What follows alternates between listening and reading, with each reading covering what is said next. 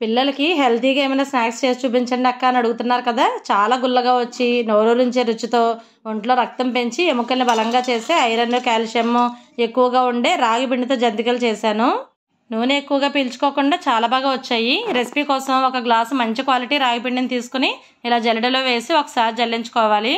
తర్వాత అదే గ్లాస్తో ఒక గ్లాసు శనగపిండి కూడా తీసుకుని ఆ పిండిని కూడా జల్లించుకోవాలి. ఈ పిండిని అంతా ఒకసారి కలుపుకొని 1 స్పూన్ సాల్ట్, 1 స్పూన్ కారం, 1 స్పూన్ నలిచిన వాము, 2 స్పూన్ల తెల్ల నువ్వులు వేసి అన్నీ బాగా కలిసేలాగా కలుపుకోవాలి.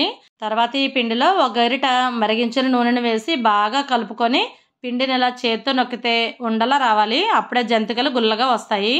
తర్వాత ఈ పిండిలో కొద్ది కొద్దిగా నీళ్లు పోసుకుంటూ చపాతీ పిండిలాగా సాఫ్ట్గా కలుపుకొని నూనె మరిగేలోపు 10 నిమిషాలు మూత పెట్టుకుని సన్న హోల్స్ ఉన్న జంతికల గొట్టంలో పిండిని అంటుకోకుండా ఇలా కొద్దిగా నూనె రాసి సరిపడా పిండిని పెట్టి ఇలా జంతికల్లాగా వేసుకుని నూనెలో వేయించుకోవడమే. ఇవి రాగిపిండి జంతికలు కదా, చాలా జాగ్రత్తగా వేయించుకోవాలి.